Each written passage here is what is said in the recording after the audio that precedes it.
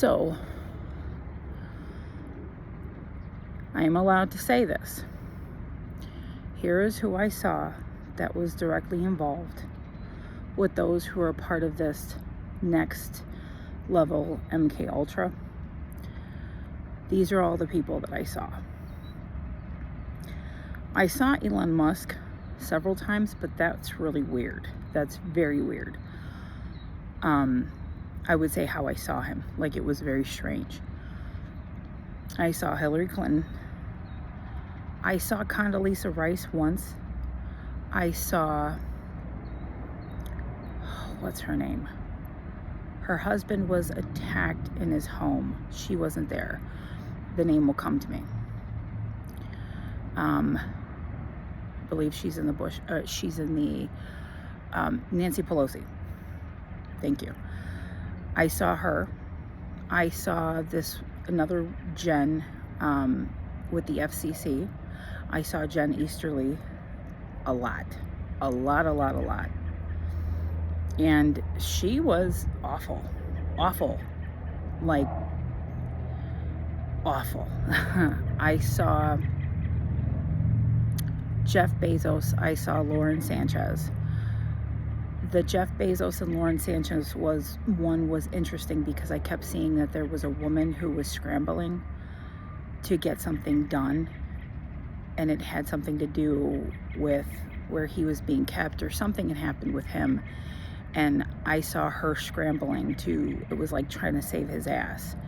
And it took me a while to eventually get the information that it was her. It was like they were team players. And now the information that's come up about her, that makes sense. I saw Bezos. Yes, I said that. Who else did I see? I saw Cheney. Not too much. I saw...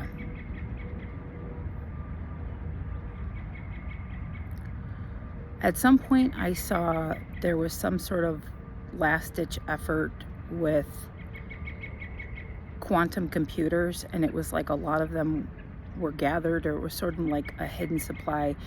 It had something to do with like a ship. I don't know where the ship was. It was big, but I saw some sort of party, and it was like they were trying to sell something. And I saw several times that however, and it gets pretty detailed, however these machines were connecting to us through this technology in our bodies, that we would be put on display in some way. Like, it was almost like in some way some of our consciousness was already in these machines and we were being sold. And I'd seen that many times with elite people that I don't know. And on this ship there was a lot of elite people, but I saw something happening to that ship.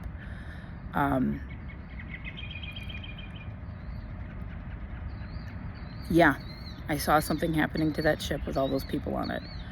And I said to Larry, I was like, yeah, but wouldn't that come up in the news? And he was like, come on, stop and think about it. Like, this is a whole other class that has its whole infrastructure, and they're a part of such awful shit.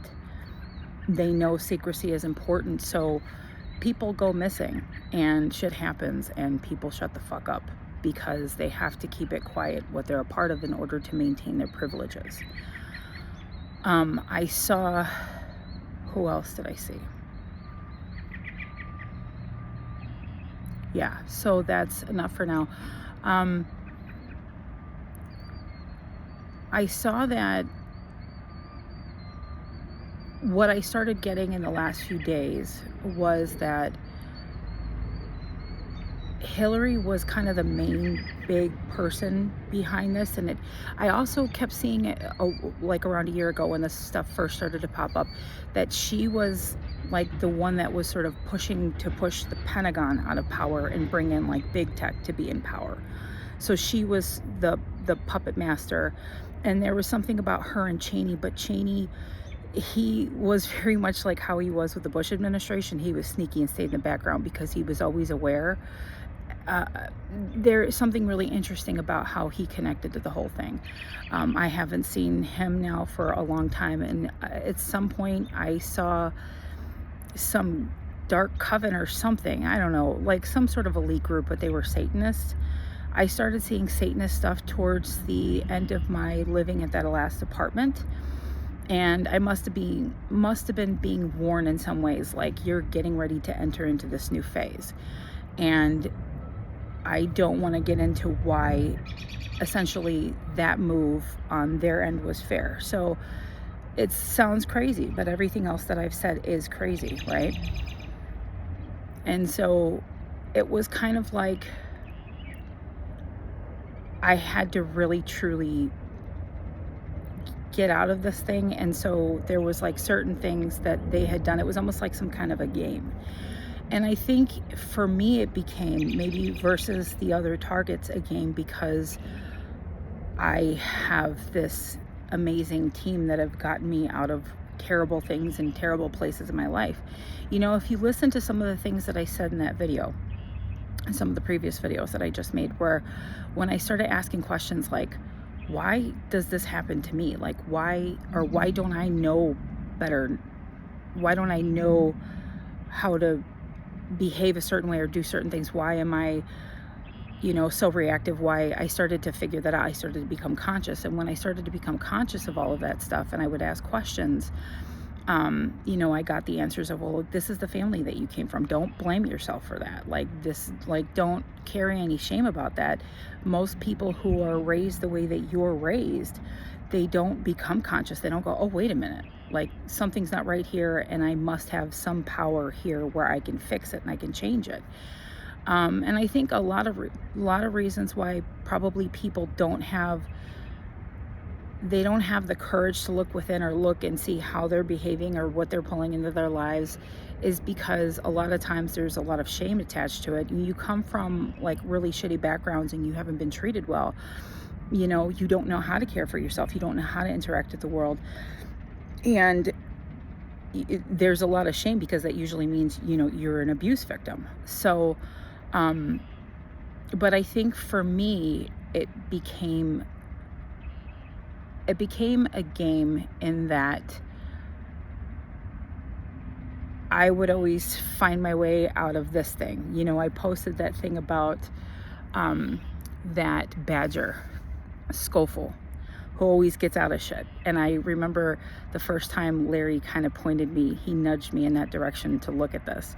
And I was like, oh my God, I am Schofield. I've done that so many times in my life. I've gotten out of situations I should have never have gotten out of. And so basically he was like, yeah, you really did do the same thing. It was sort of, you climbed over this thing, you went down here where I was unpredictable when I should have been very predictable. And I did lower like certain standards at some point, in that I needed to sort of be around people and I needed to be in the world. I needed some kind of normalcy, even though there's really no normalcy for anybody anymore. That once I did that, I think without making, it's very complicated, but I think that they knew, and it was like, all right, well, let's see if she can survive this. And this has to do with these messed up people that I ended up, finding myself around. And whereas when I first came out here, or for the last couple of years up until this point, I had like an eye on everybody and everything. I was very protective about what could come in and out of my space. So I was not quick to really let anybody in, but this was different. And all I'm going to say is that in this way, I had made a choice.